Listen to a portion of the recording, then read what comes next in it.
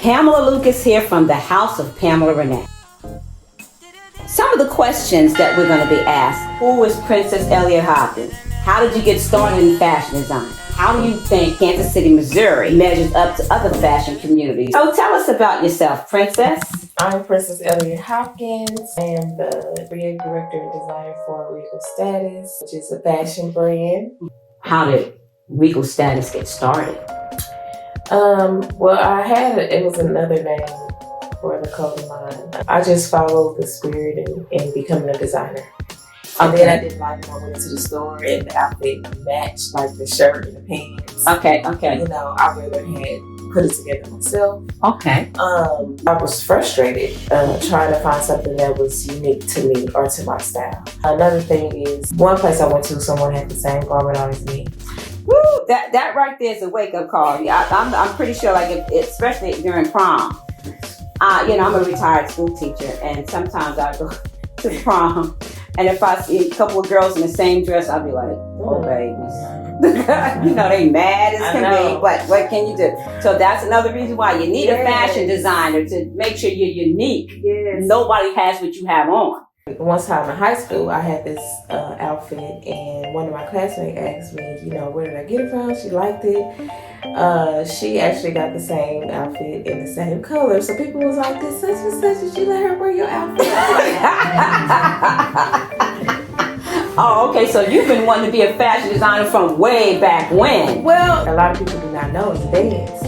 Wow. Actually, choreographed, praise dance. I choreographed the cheerleading dances when we went out for cheerleading competitions. Oh my! So I had more intensive background and experience in that. But within my personal life, yes, I was obviously secretly about to become a designer because of my personal style. Well, I didn't know, right, and I didn't know that. So I was kind of like, and I say there was a power in it. Clothes are not just about being cute.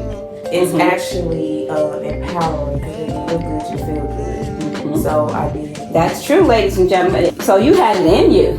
Yes. And my grandmother, she was, I seen her, she went to church a lot. So I see her, she always wore a dress. My mom, she had her own style. She had nice clothes. So it goes from my grandmother to my mother to me. So I guess I'm the one that actually is putting it in a brand. Okay, well that's good. So that means she has a whole family behind her. It's always good to have some support. Family, friends, customers. Yes. All, it takes a team, ladies and gentlemen. Oh my gosh, yes. Absolutely. All right, to find your style, you had to give you some inspiration. Some ideas.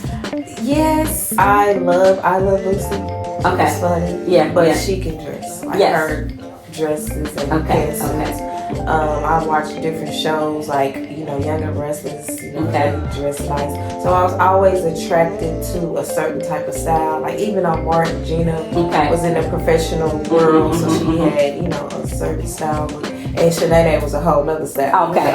Now that is true. So when they met up in the hallway, you can see the difference. Right. So that's good, because we all get our ideas and our inspiration for our own designs and our own style from somewhere. Tell us about the fashion show you did.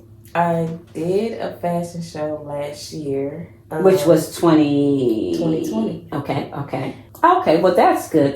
So these are the type of styles and ideas that you had when you began to do your own show. So yeah, I would, put together some things, and I think that helped build my skills up. So I pulled from the classic, traditional style from my mother and grandmother, and into my own style, with the age, the different times. Okay. So I pulled from that and created a line, and thank goodness I was in your class last year. Oh, so she's See, I had no training before. I was in other fashion shows before I did my own, and it was so odd. Now my first show, it was cohesive and flow. Okay. That must have been divinely inspired. But after that, it was like zigzag, like the patterns everywhere. I mean, not the patterns, but the prints and the individual piece was good, but they were not cohesive. Okay, so what she's saying is that, you know, when you're doing a collection, you kind of, you want it to look like a collection. You don't want to look like, oh, okay, I got a fireman suit over here, and then over here I got a swimming suit over here. You want it to look like, each piece can match up with the other piece. So real talk, how did that first show go? Were you stressed a little bit? Oh, yes, it was. But you learned from it. I learned a lot from that show. I had to work with a lot of different people, you know, tailors, models, the venue, everything. I did everything. Thank goodness I did have interns. But, you know, with me being over everything, I was basically doing a lot. So it was stressful, but it's fun. Yes. Because, you know, I was bragging on it when I went to work and everybody was excited. So even though it's a lot of hard work in it, I think if you love it, you know, it's not work if you love it. It's what we do. Yeah. It's stressful, but it's fun. Exactly. And we got to keep in mind that those of us who are in the business, we know all the chaos that happens backstage. But the people that come in to view it, they don't know anything about that. They see the garment, they see the model come down the runway, and it's all good. It's very nice. Yes. We're going to look at some of your sketches. Well, I'm still in development. I think that's a forewarning. Is that a forewarning for us? Yes, I'm still developing my skills. So this is inside the designer's mind, and that's what this segment is all about. We're inside the fashion designer's mind. So tell me, let me see if I can get this. Tell me a little bit about this sketch here. Well, those are my signature high-waist pants. Okay. With like a really flare, not bell bottoms, but like a flare, like the leg goes down into like an open leg. Okay. I wouldn't say navy, like sailor bottoms. Okay, I see what you mean. Not too wide. I love sailor. Okay. So that's more of like a crop pants suit, and with a jacket. Okay.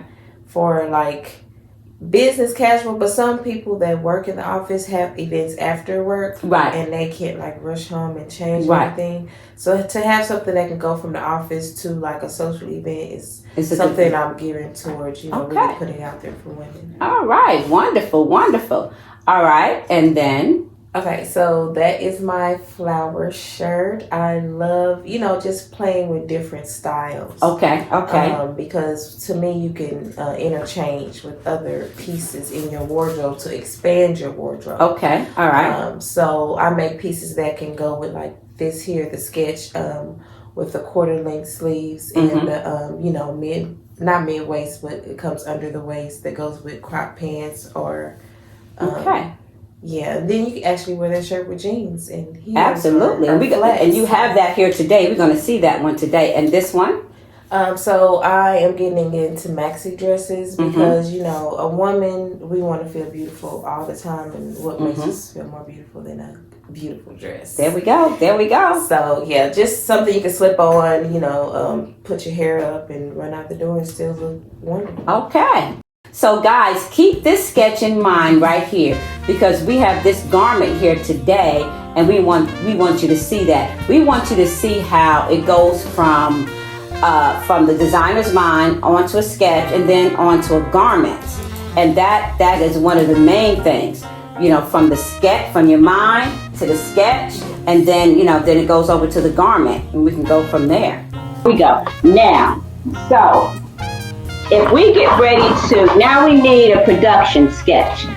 So if you're a designer and whether you're sewing it up or not, or whether you're turning it over to your sample hand, or if you have a team of sewers, or if you have people that do the sewing for you, people that make the patterns for you, whatever it is, or you're doing it yourself, whatever it is, when we see this, there's some things about this that we need to know, okay? And so let's talk about that. As I draw the sketch, I'm gonna draw the sketch for you right here, live. So now, and then we're gonna compare it to what we have.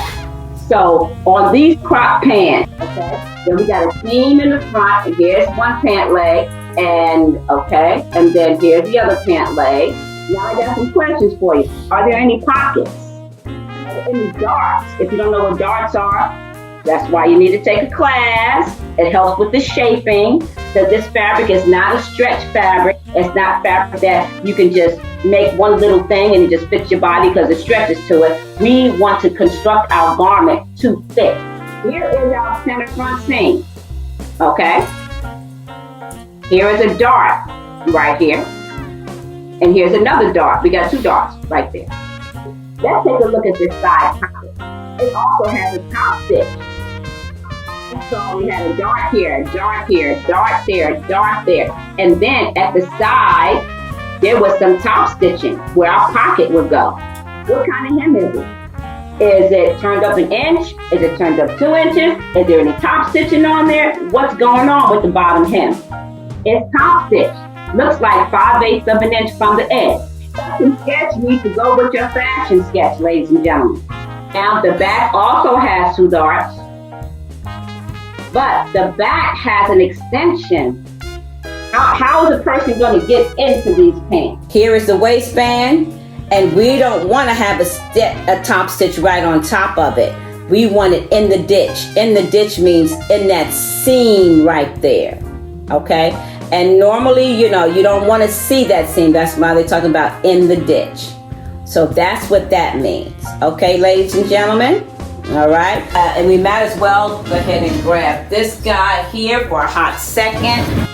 There is up at the top, there's a bias tape or a self tape to go on top right in here so we don't see any raw edges.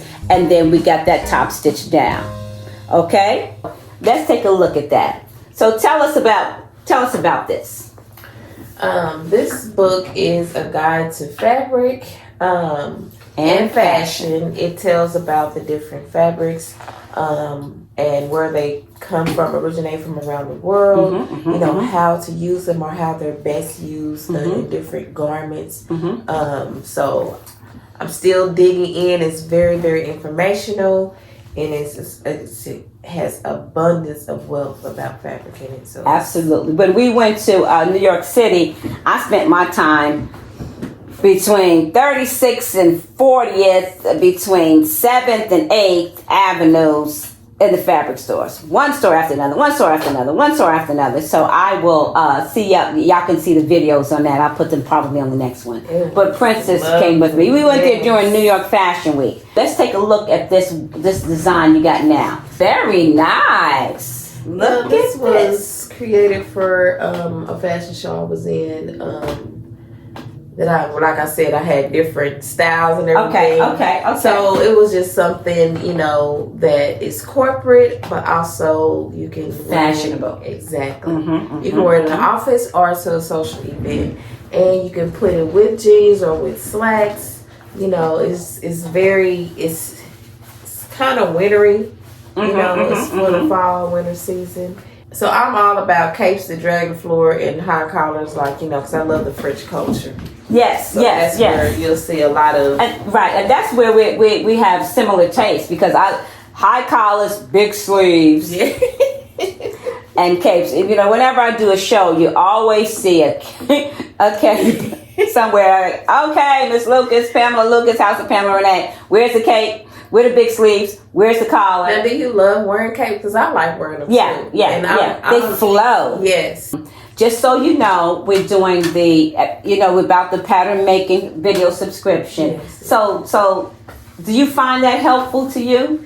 I find everything that you're teaching on helpful because I've been, like I said, researching fashion. And I go through some YouTube channels to where they're like sketching or talking about different things, but you do it in such a way you actually piece it together and in a way that is simple to learn and understand. Right. You also tell the importance of it as you develop a line, or if you're just like you said, just sewing for certain customers. Right. And it's one woman out there, she's successful, but she's very boring. Yeah, I try to bring some life to it. Yes, and I appreciate that. We gotta show up and show out. That's it. Every day, all day, 24/7, 365. That's what I always say. So I do want to let people know, if anyone want to follow me, I'm on Facebook as Regal Status. There we go. Instagram is Regal.status. There we go. On Instagram, and people can follow me there and see how the line is developing. This is when we say, I always say, be kind to somebody. Pamela Renee, she'll be sure to Always spread love, peace, joy, and goodness. So, thank you for tuning in. The House of Pamela Renee, where fashion meets education. Thank you, ladies and gentlemen. God bless and take care of yourself. The House of Pamela Renee.